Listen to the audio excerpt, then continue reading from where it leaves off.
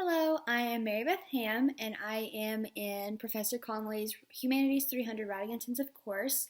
I wrote a paper on the traits of postmodernism and how that necessarily affects us as humans in a postmodern world after the 20th century. Um, Postmodernism is the term used to suggest a reaction to modernism in the late 20th century.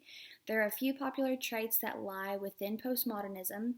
Our world as we know it is changing daily, and us as humans are adapting to this world. My Nana was on her phone today looking for places to get her oil changed, and she simply just asked Siri, where's the closest place for her to get her oil changed?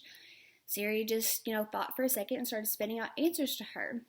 And my Nana looked at me and asked, what did we ever do without cell phones? That's a very good question, but with multiple answers. I wonder sometimes about what our world would look like without cell phones and social media. There are a few ways that impact us daily that are traits of postmodernism, including mediated responses, your screen experience, our limited ability to pay attention, the freedom to be who we want, overstimulation, and some fake online personalities that we have to deal with. There are some negative traits we must look at that come along with our progressed world. A mediated response is simply the way that you interact with another person.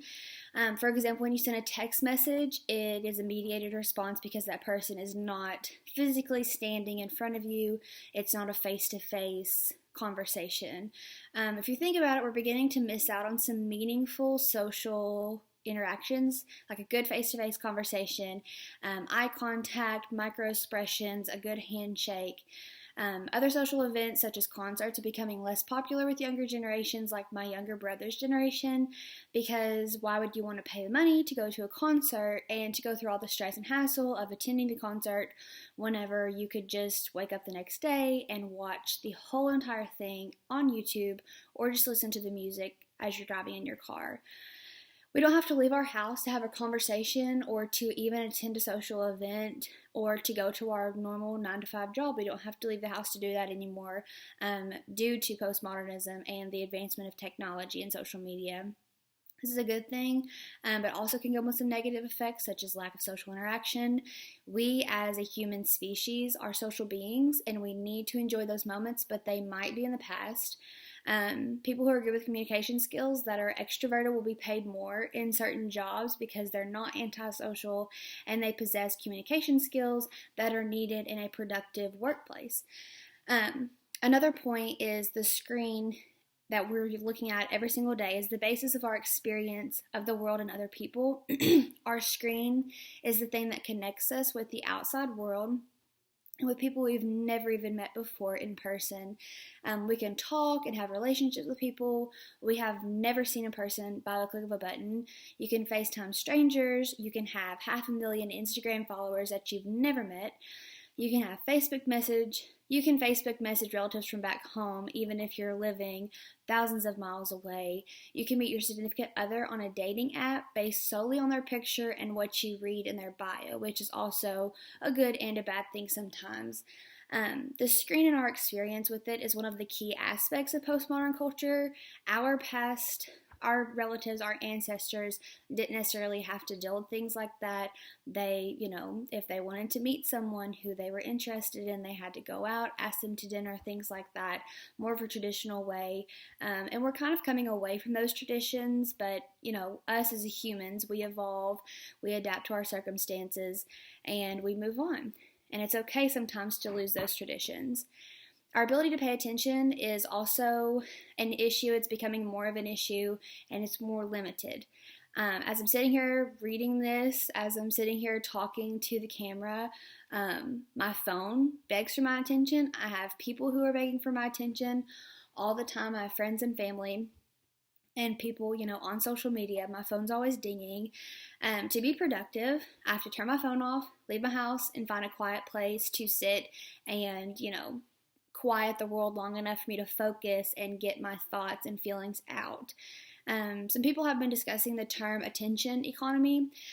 Since our attention is becoming so rare in our fast-paced world that we live in, we live on like a conveyor belt of being busy, and so our attention and our time is very valuable to us and to other people. But the conveyor belt idea is that, we're busy in college until we graduate trying to find a job. We find a job, we live, in our middle age, and we get married, we have kids. It's just always busy, go, go, go. And then finally, if you're lucky enough to retire, you get to enjoy the time you have, but yet you might not have as much energy as you used to be able to enjoy those things. And so it's kind of a give and take, situation. But our attention is very limited when you're trying to make it. Every day we're bombarded with screens, advertising campaigns, scam phone calls, emails, notifications, and many other things that try and grab our attention. And if you can get someone to pay attention to you, especially when there are thousands of other things begging for their attention, you've mastered the art of the attention economy. And attention is like seen as a currency in our postmodern world, especially when it comes to relationships.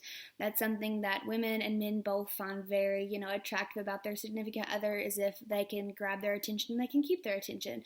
So it's very much a valuable thing in our postmodern world that we live in. A great benefit to postmodernism is now people have the freedom to be exactly who you are and love who you want to love. And that might be something that we overlook sometimes in postmodernism, just because, if you think about before the 20th century and before the time we live in, it was not okay to be a gay man. It was not okay to be a lesbian woman. It was not okay to be transgender. You kind of had to fit in the social box, and if you didn't, then it was weird, and you're not very much accepted. But I have a great friend who I wanted to write about, who I've known for a long time, and we were actually Kentucky State FFA officers together in 2017. He's a gay man. He's amazing. He is from deep in Eastern Kentucky and never thought that he would be normal like everybody else and like everybody wanted him to be. He thought that something was wrong with him. But through social media and through those connections that he was able to make, he's now happily and openly gay. He receives so much love and connection from social media because he's able to reach out to so many people from all over the world that are in that situation. Because people like me who don't necessarily, identify the same way that he does, I can love him and I can support him, but I can't necessarily give him all the answers that he needs and that he wants like other people can through social media and through these postmodern advancements that we've been able to make. Sometimes it's a confusing thing to get familiar with, but that is the beauty of postmodernism. Another point is that we're very much overstimulated as a culture. Sometimes I'll be watching TV on my TV, I'll be watching a YouTube video on my laptop, I'll be scrolling through Instagram on my phone, and obviously I'm not giving my full attention to all of those tasks all at once. But, I'm doing those three things, all at the same time, and that's not very productive, obviously. But we simply can't pay attention to one thing too long, which hurts us in the long run, especially in the workplace whenever we're trying to find a job. We've been just so accustomed to social media and accustomed to screens, and that sometimes it's hard to put down the social media and to delete your social media. I've tried multiple times to delete my social media and to live without it and to kind of detox. There are legit detox camps that people are sending their children to over the summer that, they leave their phone at home and they learn how to function in reality without that connection, without those video games, without those things. When I lay down to go to bed some nights, my mind is racing. I can hear songs that I've listened to that day, thinking about posts that I've read, thinking about school and upcoming finals, and we're very much overwhelmed and overstimulated as a society.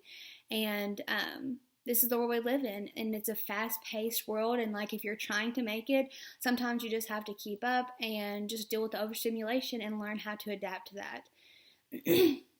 Another negative situation is the dangers of social media and safety when it comes to children on social media and things like that. Children are on YouTube, and you would think that YouTube used to be a very friendly, a family-friendly platform, and, it was fun to, get on there whenever I was younger, but now you really have to monitor what your kids are watching and what they're doing, because, recently there was the whole Momo epidemic and like the Peppa Pig videos where they were seemingly happy videos that were portraying like underlying death and suicide notes that were portraying it in a positive way that some parents picked up on while their child was watching the videos. So like it was making the children think that it was something that it was okay and something that they should do, when in reality it's not.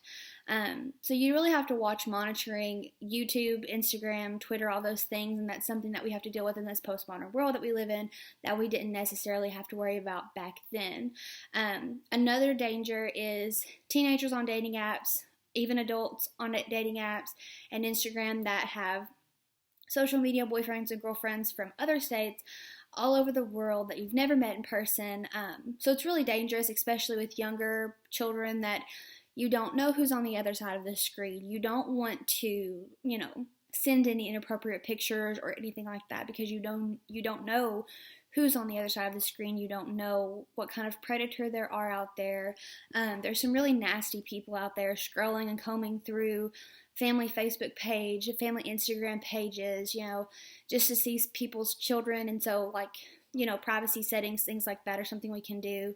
But we have to be concerned about this now. But before social media, it wasn't that scary of a situation. Whenever I was younger and I was in elementary school, we had, drug trainings and camps, things like that. We learned all about drugs and how addictions are so dangerous, but we never learned about dangers of social media and the predators that are out there on social media trying to get to young people.